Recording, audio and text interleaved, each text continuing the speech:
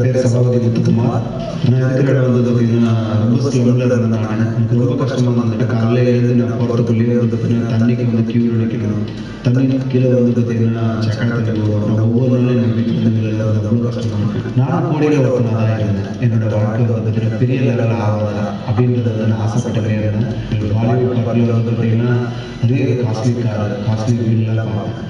அந்த மாதிரி பார்க்க சொல்ல எனக்கு என்ன ஆசை இருந்தது அப்படின்னா அது மாதிரி என் லைஃப்பும் வராது, அது மாதிரி எனக்கும் கிடைக்காது. நான் ஆசைப்பட்டேன்னா ஆசை நிறைவேறல. ஏன் அப்படின்னா என்னோட ஃபேமிலி பேக்ரவுண்ட் பார்த்தீங்கன்னா எங்கள் அப்பா வந்து பார்த்தீங்கன்னா வாட்ச்மேன் வேலை பண்ணியிருந்தார். அம்மா வந்து பார்த்தீங்கன்னா ஹவுஸ்மேனாக இருந்தாங்க, வீட்டு வேலை செஞ்சுருந்தாங்க.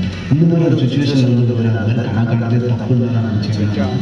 அந்த மாதிரி இதில் நான் 10th ஃபெயில் ஆகிட்டேன். எனக்கும் வந்து ஃபேமிலியை ரன் பண்ணுறதுக்கு வந்து என் மூலியமாக இன்கம் வேணும்னு ஆசைப்பட்டேன். சரி நான் வேலைக்கு போகணுன்றதுக்காக நான் ஆடிட்டர் ஆஃபீஸில் ஆஃபீஸ் பாயாக நான் ஜாயின் பண்ணேன்.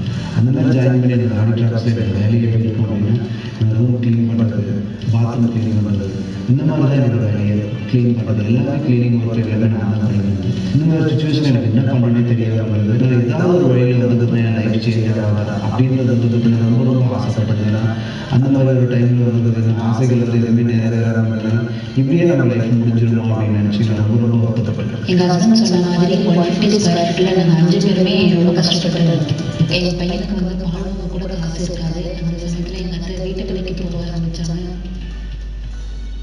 அந்த பைசா வந்து என் பையனுக்கு பால் வாங்கணும், நல்ல ட்ரெஸ்ஸஸ், நல்ல சாப்பாடு, நல்ல வீடு வாங்கணும். ரொம்ப கஷ்டப்பட்டது. எதுக்குமான கஷ்டமாக நான் ரொம்ப ஃபீல் பண்ணியிருந்தேன். எனக்கு எப்படி இந்த லைஃப் ஆப்பர்ச்சுனிட்டி கிடைச்சது எனக்கு சத்தியமாக எனக்கு தெரியல. ப்ரோக்ராம் போய் பார்த்தேன். இந்த ப்ரோக்ராம் போய் பார்க்க சொல்லலை, வாழ்க்கையில் வந்து பார்த்தீங்கன்னா ட்ரை பண்ணி அவங்க எப்படி சக்ஸஸ்ஃபுல்லாக இருக்காங்க. அதில் லாஸ்ட் ஒன்று வந்து பார்த்தீங்கன்னா ரவிசுந்தரன் ஒருத்தர் வந்து பேசுகிறாங்க. ஒரு மனுஷன் ட்ரை பண்ணால் வாழ்க்கையில் வந்து சக்ஸஸ்ஃபுல் கண்டிப்பாக ஆக முடியுன்றதை வந்து பார்த்தீங்கன்னா அவங்க பார்த்து நான் வந்து பார்த்தீங்கன்னா நம்ப ஆரம்பிச்சேன். நான் என்ன நினச்சேன் அப்படின்னா ஒரு நாள் எதிர்லைஃப்பில் ஜாயின் பண்ணி என்னாலே பெரிய ஆக முடியும் நான் வந்து பார்த்தீங்கன்னா பிலீவ் பண்ணேன். அதனால தான் எதிர்லைஃப்பில் ஜாயின் பண்ணேன். எதிர்லைஃப் வந்து தலைநிமிர்ந்து நடக்கிறதுக்கு எனக்கு ஆப்பர்ச்சுனிட்டி கற்றுக்கிறதுக்கு இந்த சொசைட்டியில் வந்து மதிப்பும் மரியாதை எனக்கு கிடைச்சிருக்கு. எனக்கு இங்கிலீஷ் வந்து பார்த்தீங்கன்னா எழுதவும் தெரியாது, படிக்கவும் தெரியாது. ஆனால் என்னால் இந்த எதிர்லைஃப் ஆப்பர்ச்சுனிட்டி மூலியமாக சக்ஸஸ்ஃபுல்லாக நான் ஆகியிருக்கேன். இந்த எதிர்லைஃப் ஆப்பர்ச்சுனிட்டி நான் கற்றுக்கிறது எனக்கு வீடு, காரு, வெக்கேஷன் இது மாதிரிலாம் எனக்கு ஒரு ஆப்பர்ச்சுனிட்டி மூலியமாக என் லைஃப் எனக்கு செட்டில் ஆகிருக்கு.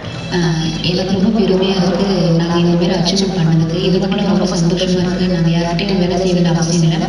இது மட்டும் ரொம்ப நாங்கள் சந்தோஷப்படுறோம். ஏன்னா என் பையனுக்கு நல்ல எஜுகேஷன், நல்ல ஸ்கூல் நாங்கள் சேர்த்துருக்கோம். எனக்கு ரொம்ப பெருமையாக இருக்குது. என் ஒய்ஃப் வந்து பார்த்தீங்கன்னா யார்கிட்டையும் கடன் வாங்க வேண்டிய வேலை இல்லை. நான் கோடியில் ஒருத்தனாக இருந்தேன். ஆனால் இன்னைக்கு எதிர்லைஃப் மூலியமாக இன்னைக்கு நான் கோடீஸ்வரன் ஆகிருக்கேன்.